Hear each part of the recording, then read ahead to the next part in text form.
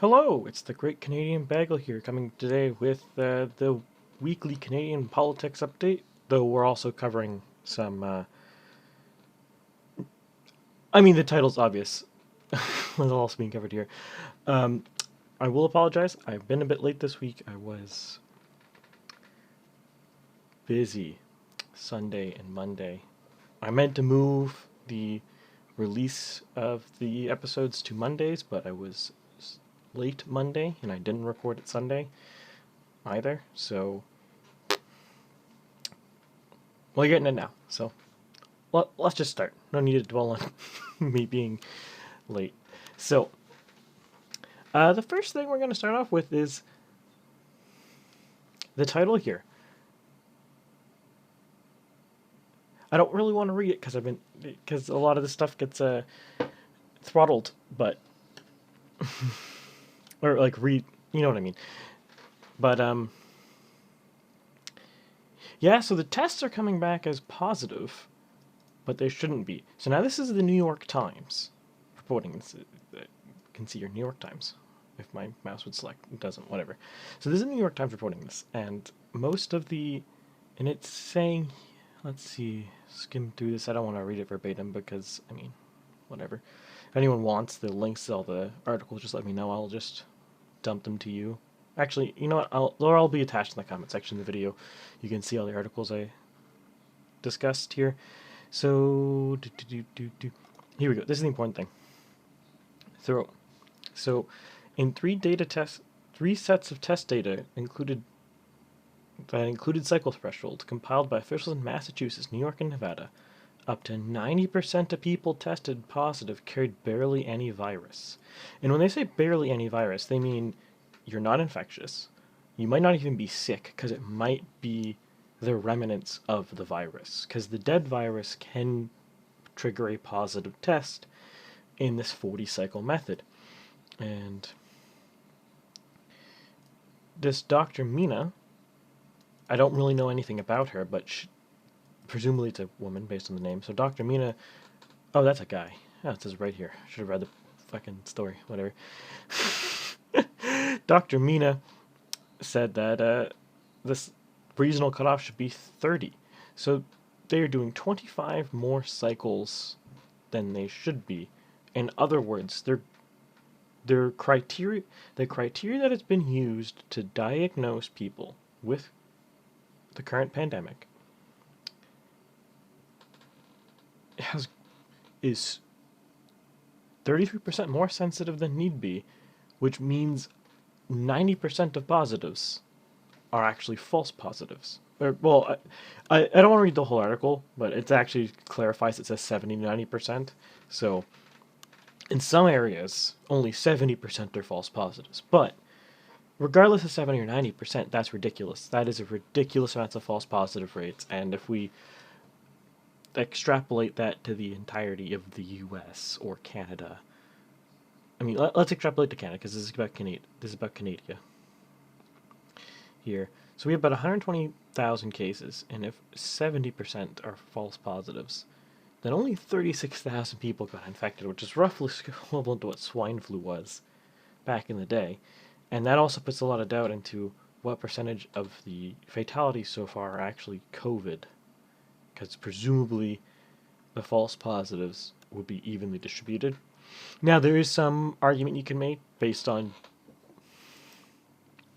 that the false positives might not be evenly distributed, and that the people who have been quote-unquote asymptomatic carriers are actually just not sick at all, and they're false positives, but the people who've been hospitalized have been sick with COVID. That is a valid interpretation, in which case COVID is actually very deadly, but it doesn't spread very quickly or very easily. So, depends on the interpretation. I'm not going to tell you how to read it. I'm not an epidemiologist. I'm just a guy reading a newspaper to you and commenting on it. So, if that wasn't enough, you look at this from New York Post. Numbers show lockdowns didn't help contain the virus. Opening up didn't boost it. And it basically just keeps going into that the recession caused by this was completely unnecessary. Wall Street Journal says the same thing. The lockdown's overly blunt and costly, doesn't do much. And that makes perfect sense if 70-90% of the cases are false positives. Oh, the lockdowns aren't helping because not that many people are actually sick. Not that many people actually got the disease. It's been way overblown by bad testing regimes.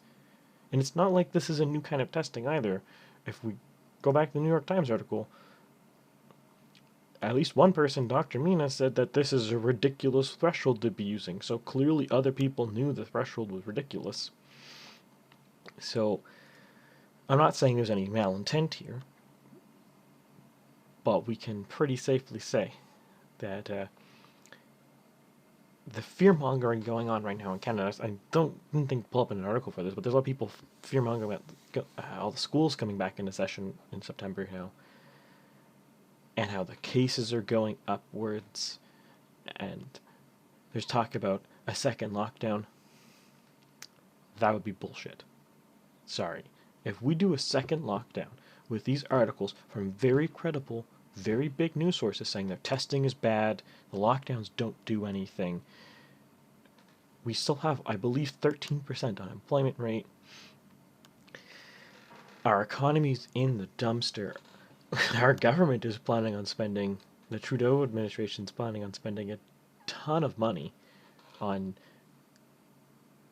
green technology and rebuilding, no, how was it phrased? It was like reconstructing the economy, or transforming the economy in a massward leftward shift. It's like, all of this hardship, all of the damage, all the people who've died of suicides, drug overdoses, killed in domestic violence or hurt by domestic violence because they were home 24/7. All of these things, losing your jobs, losing your wealth, like your income, losing your business, being at home 24/7 with somebody, are all well documented to be things that increase suicides, drug overdoses, and domestic violence. So we killed how many people for this? Second lockdown would be ridiculous. But now, moving past more societal issues, and moving into specifically political stuff. So we get this CBC article from, I find it funny that CBC saying this, but our favorite government-owned liberal spinster media. Trudeau says he doesn't want an election, but not everyone buys it. If CBC's saying that, what that's actually saying is Trudeau wants an election, and everyone knows that. Who's paying attention, that is. I mean, sure, people who never look at the news probably don't think Trudeau wants an election, but everyone watching a video like this, seeing this headline from the CBC, would be like, yes, Trudeau wants an election right now. And I'll get into the polling in a bit and the projections, but he is leading in the polls, and I think he has a 50%. No, I don't want to go into too much, and going to cover that in a minute. He's leading in the polls overall, though, so I could still totally see him trying to go for an election, because one, I think he's going to try to frame it that the opposition parties caused a pandemic election and try to throw the blame on them to try to boost his numbers coming into an election. And two, even if he can keep his numbers constant and O'Toole's Conservative Party can't make gains, or I guess the really wild, weird case that the NDP managed to make meaningful gains, then he's on track to winning more seats, if not a majority, right now.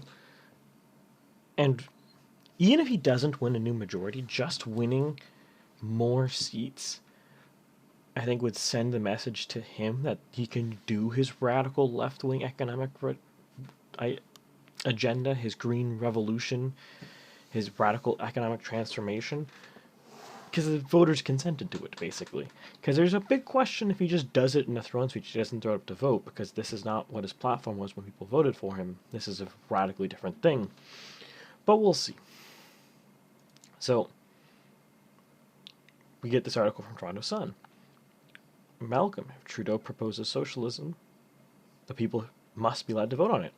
They're basically just saying, if you want to do a radical economic transformation, you should have the election. And you know what? I agree with that. Oh, I don't need to be this zoomed in. Wow, this is a weird formatted site. Anyways. The article basically just goes out through the same thing. More of the same. Like, all of it basically outlines that what he wants to do is change the... it's blah. It's explained really well right here.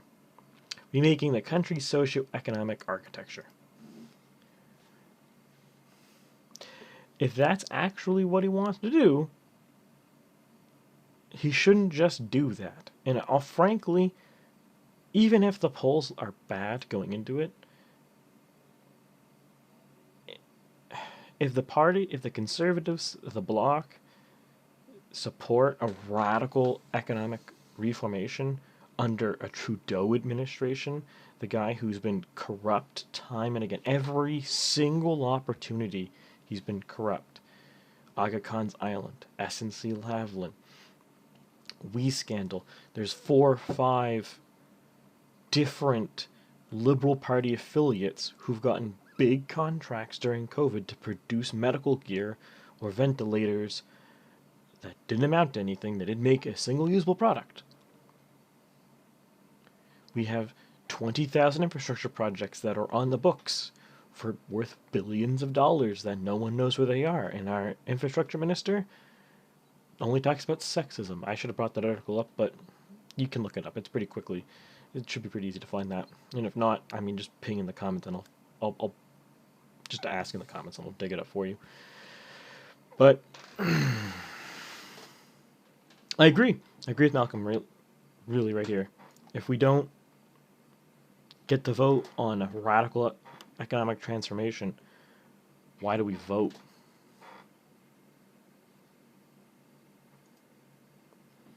And we go to see Gunter from Toronto Sun. Canada may see screw the West 2.0. So this basically, the article's discussing what his father, Pierre Trudeau, did in the 80s, centralizing the country more under Ottawa, much to the chagrin of literally everybody else, and how it looks like, and specifically how the National Energy Program was damaging to the West. Alberta, Saskatchewan, Manitoba, British Columbia. Not so much British Columbia and Manitoba, but Alberta, Saskatchewan was really bad, and by shockwave effect, it hurt British Columbia and Manitoba equally. Or not as much, but next most. To really benefit the big cities in Eastern Canada. Central Canada.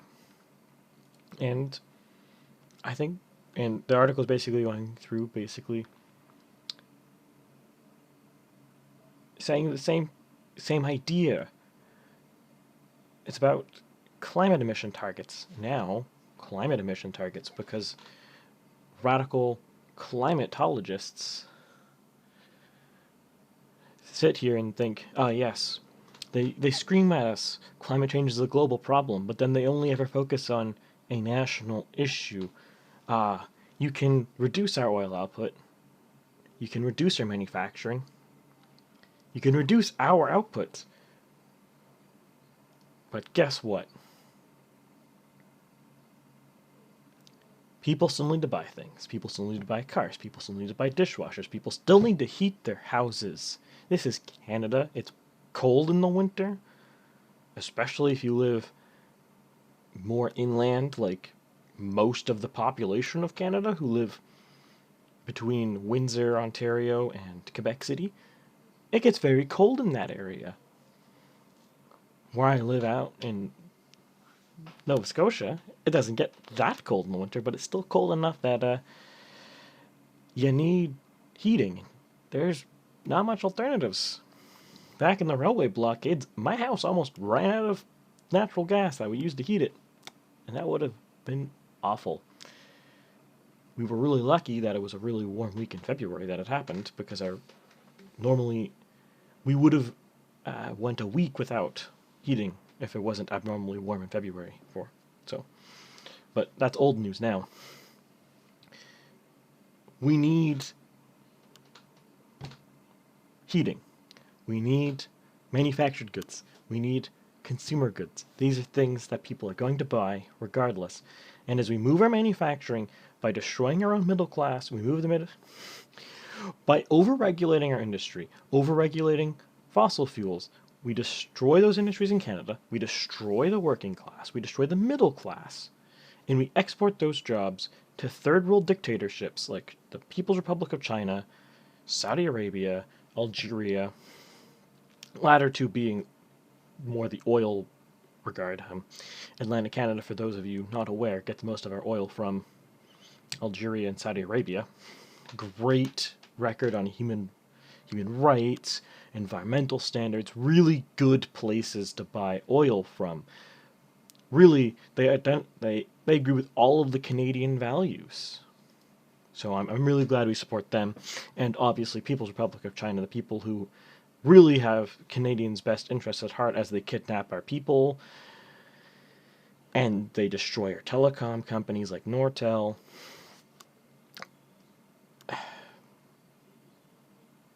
They bully us, and our Prime Minister just stands there and gawks at them, does nothing, Mr. Potato Head himself. But maybe this will be enough. Maybe this will make people, voters, realize that Trudeau's bad news and we need someone else. That would be at least a silver lining in the clouds. He's done enough damage now, especially dividing the country. Like the Bloc's resurgent. We're getting a Western separatist party. In actual reality, it's registered for the next federal election. Like, he's dividing the country, and he does it every time. Like just the last week, when Montreal statues were taken down, he did the same thing. But the statue of Sir John A. Macdonald was torn down by radical left-wing protesters supporting Black Lives Matter movement. Trudeau goes and speaks to them in French and says it's the far right who did it. Ah, yes. Dividing Canada yet again. Didn't even condemn taking down the statue in a meaningful way. It took him 2 days, and he said it very lukewarm. So, we'll see. I'm hoping that people start seeing through this, but we'll only know come election day. But there is some good news. So I'm going to CTV article about a recent nano survey. So that's a weird gap. Let's see if I can find the key figures here. Here we go. So the key things. No, so the Nanos' polls are paywalled, so I only know what's listed in the CTV article here because they paid for it, obviously. But the interesting headline numbers here is O'Toole in the power as leader of the Conservative Party. Been here for 3 weeks. And what do we see? 38.6% of people are voting for Conservatives in Ontario, which is up from Scheer, and 27.7% are open in Quebec. Now, that's huge. There's a bunch of there's several ridings, too, that a big bump in Conservative support in Quebec could mean those ridings would go Conservative come another election, which is a nice way to pick up some seats. Unfortunately, those wouldn't be picking up seats from the Liberal Party. They'd be taking it from the Bloc, so not the biggest win in the world, but it's still nice for the Conservative Party. Still a big benefit if they can get these numbers up, because last election I believe it was 16.5% voted conservative in Quebec, so this is nearly double that, are open to it, which means there's plenty of room to grow upwards. And same thing with Ontario. The last election saw, by I believe, 32%. I could look it up, but it's not that important to the point. So that means they still have room to grow here. And that's important, because this is room to grow when people don't know who O'Toole is. There was a leisure poll recently, I don't have it up here, but 70% of people didn't know O'Toole. And 70% don't know him, but we have 38.6% of people open to supporting him. That's pretty big, because I think as people get to know, people know him, since he's been very good at campaigning so far. As people get to know him, I think these numbers are going to go up. And I think these are going to translate into actual real support. So, there is hope here. But the other last interesting thing here is resistance to voting Conservatives, to voting for the Conservatives, increased by age, which is interesting. So people 18 to 34, only about 48.5% of them would never vote, would not be open to voting Conservative. By the time you get above 55, that increased to 54.6%. That's a 6.1% increase in unwillingness to consider the party. So there is a lot of hope that with outreach and targeting policies that matter to the younger generations, that the Conservatives could start getting a lot of swing with younger voters. You have people who are really big political junkies who already know all this information, but you have a lot of people who politics is a secondary concern. It's not something they really care about. They only really focus on it around election time every year or whenever a big scandal's popping up in the media. Anyone watching this video is someone who's going to be looking at it 24/7. So, or not 24/7, but a lot more frequently than the average person. So, there's a lot of room to grow here. But one thing I'll be interested to see going forward in the next couple of years is to see if these numbers are constant, or if it's a constant, or if this is going to slowly. If the two older age groups, 35 to 54 and 55 and older, slowly drift towards this 48.5 percentage points. Presumably that would be the case, because you would assume that if you're open to voting for them early in your life, you would not close that gap going forward, not close off that opportunity, close off that party. I'm pretty partisan, as is, but I would still read every single party who had a reasonable chance of winning my riding platforms. The last election, I read through the NDP, the Green, the People's Party, the Conservative Party, the Liberal Party. I read through all the platforms. I read through all the details. So, obviously, I'm an outlier. That's not how most people do things. But I think you see more and more people in the younger age demographics who grew up in the internet age, who do their own research on this thing, on politics specifically. So we'll see. I think that there's definitely room to grow for the Conservative Party. So Trudeau calling an election to be a very dangerous gambit, but I think he has to. And I think it will happen. O'Toole says he doesn't want it, and I'm inclined to believe him. But I believe it's going to happen. Barring the NDP siding with the Liberals, the NDP is a swing vote now.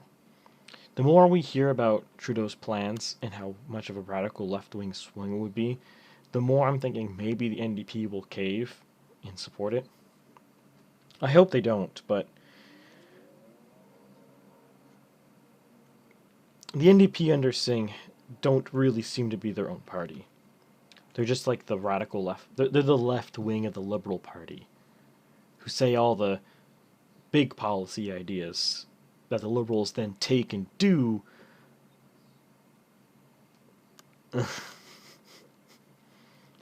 So they're basically the same party.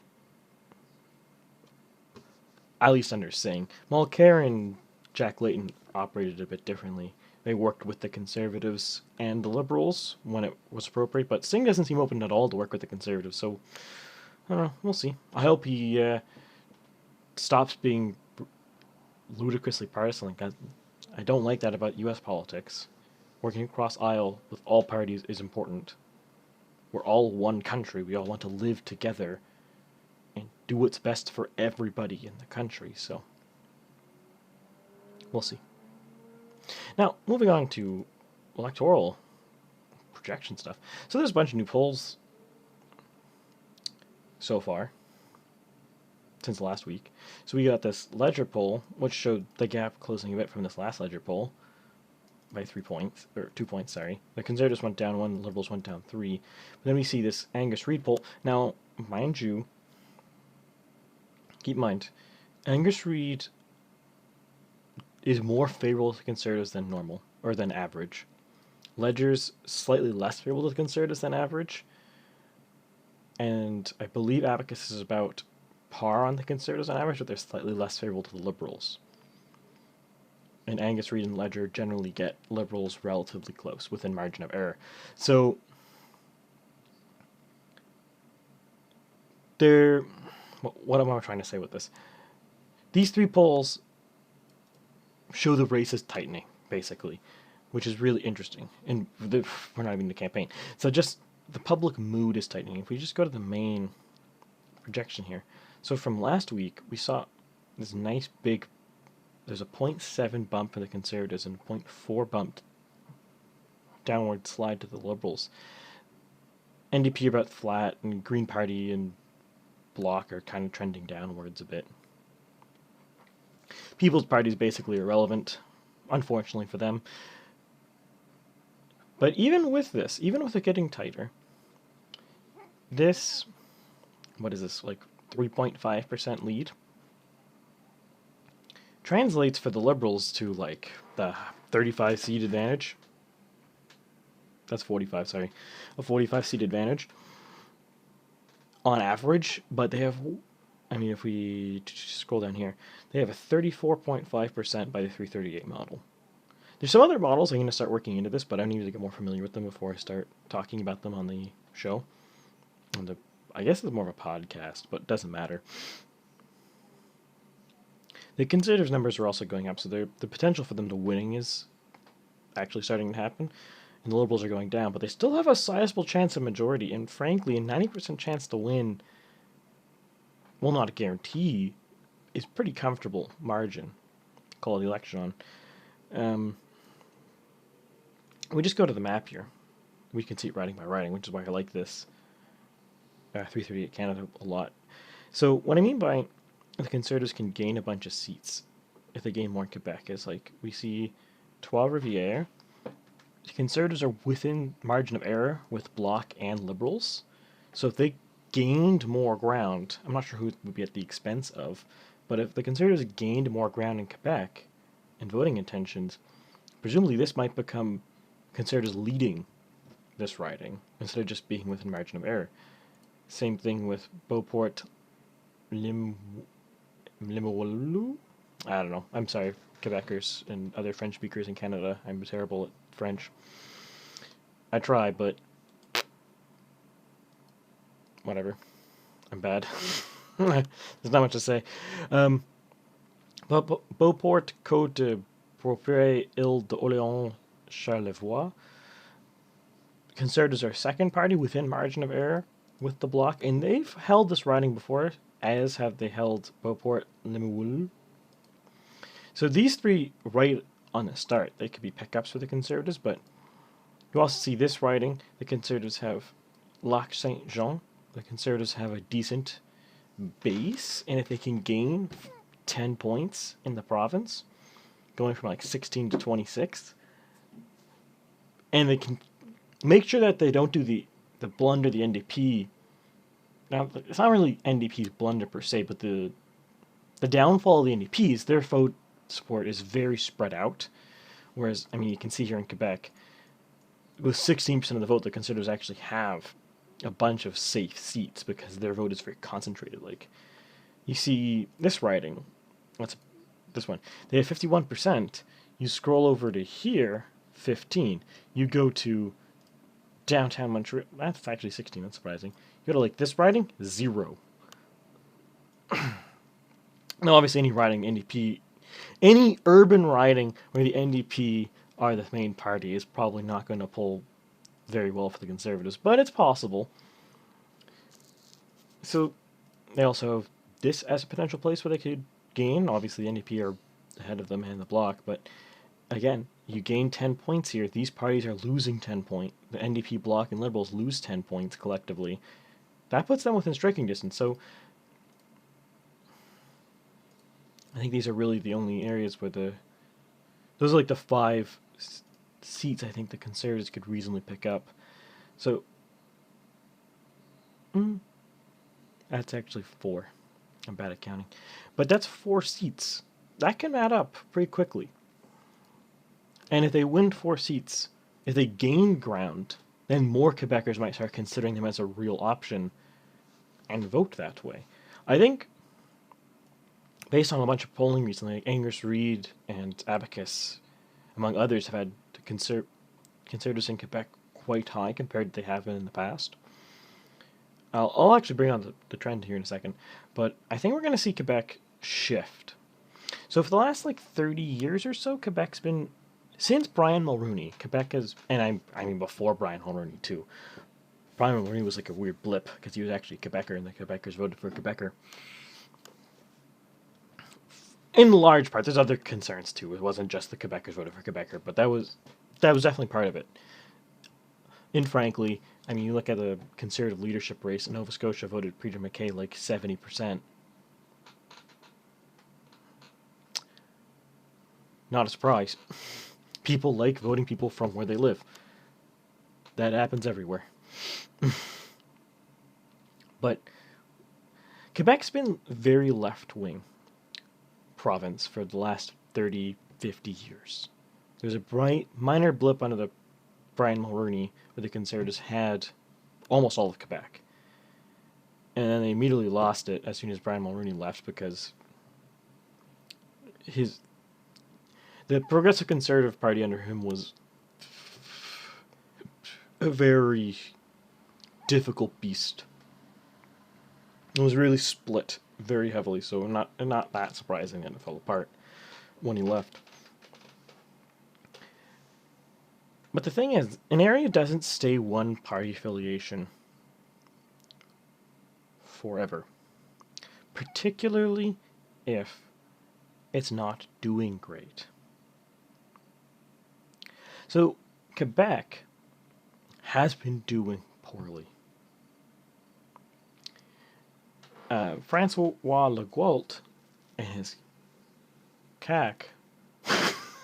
Sorry, that's just funny to say, but the algorithm might not like it. But the Coalition Avenir Québécois, I think it's to pronounce it, are the first right-wing party to actually win a provincial election in who knows how long. And I think it's a harbinger. I think Quebec's going to start shifting more rightward on a lot of issues because Quebec has the lowest median income in Canada, including and that includes provinces like Nova Scotia and Newfoundland that have the highest poverty rate in Canada. I think Nova Scotia is 20% poverty rate. And Quebec still has a lower median income by $6,000. Household income, I should say. The Quebec taxes are the highest in the country. Their sales taxes are, if not the highest, they're one of the high. They're up there. And their growth is slow. Their population growth is slow. And left-wing policies have clearly failed to do anything about that. It hasn't gotten any better. So we'll see. Generally speaking, when you see years and years of failure, eventually people will flip. The thing that prompts it, though, is you need someone who's charismatic and knows how to sell the message to the locals. I think that's why Francois Legault did so good, is he knew how to sell the message to Francophone Quebecers.